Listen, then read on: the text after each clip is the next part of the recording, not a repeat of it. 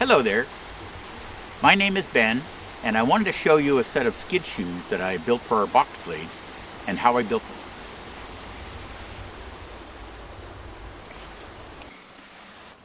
So to build this, you're going to need some flat bar. I used 3-inch wide flat bar, a 1/4 inch thick. I think 3/8 would have been stronger, but this is what I had. I cut 2 pieces, 23.5 inches long, but I think 20 inches would work just as well. You're also going to need some angle. I used 1/4 inch angle or 3-inch angle, 1/4 inch thick, and I cut 6 pieces, 3 pieces for each shoe.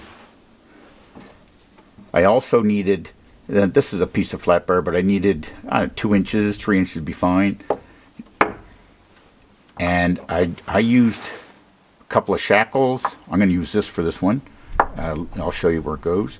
And I had an old shackle that wasn't any good, so I just cut that off, and I'm going to need that. This is going to be the forward end of the shoe.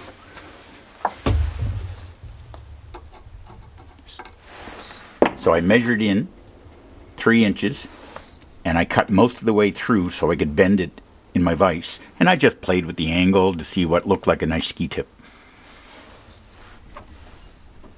Then I ran a bead of weld along here to strengthen it, and I welded that on like so, and then this will get welded on here, and that's what's going to attach it to the forward frame of the box plate.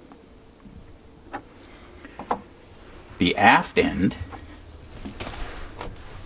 I need to make a pocket right here because the aft blade of the box blade sits right here. So I'm going to take you over to the tractor and show you how I did that.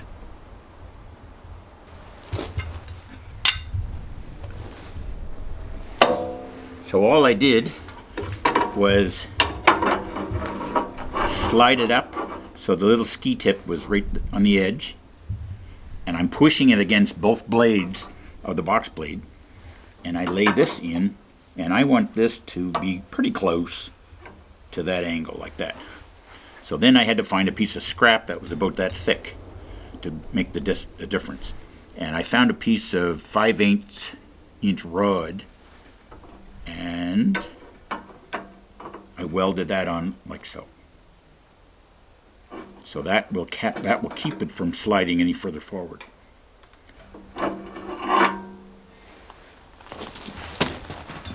So what I did next was I ran my bead of weld along here to strengthen it, and then I just welded this right here. I laid my angle in and I welded that. Then I took that little piece of 2-inch long flat bar and I welded that in here, and that gives me a 1/2 inch of clearance. So my blade will sit in here and it'll be a 1/2 inch off the ground, which I'm hoping will be enough so I don't start chewing up my driveway.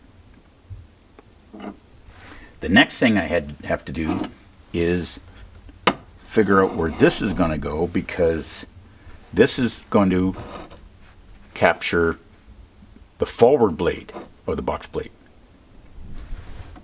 And I'm going to show you with the piece I've already built how it's going to go. So this is the one I've built so far, and I installed it on the box blade, and then I slid this in so it was touching the forward blade. The aft blade is captured in here, and the forward blade sat right here, and I just moved that up so it was touching, and then I actually tacked it in place while it was installed on the box plate. And I'll take you over and show you how I install it.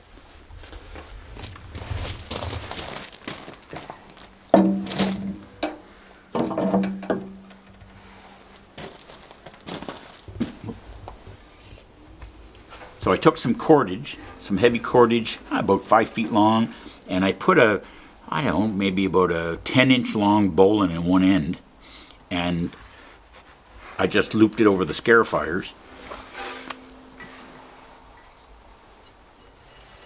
And by having a long loop, it gives me an opportunity to have some purchase. So I can make this nice and tight. Now, I hadn't installed this yet, so I brought it up so it was pretty snug. And I slid this in so it was touching the forward blade. And then, once I had it in place, I started making this nice and tight.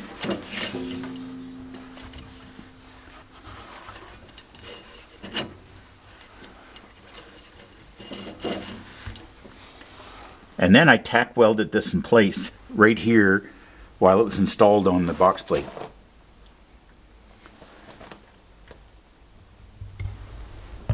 So I've got both of them all welded together, and I added a little piece of metal here to give this area more support. And like the other skid shoes, they slide on, and as long as they're held up in place, it's captured and it can't slide off.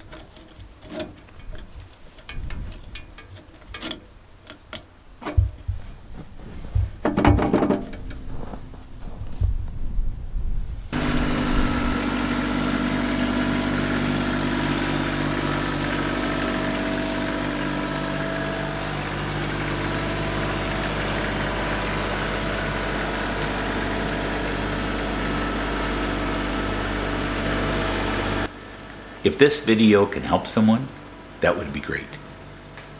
Thanks for watching, and take care.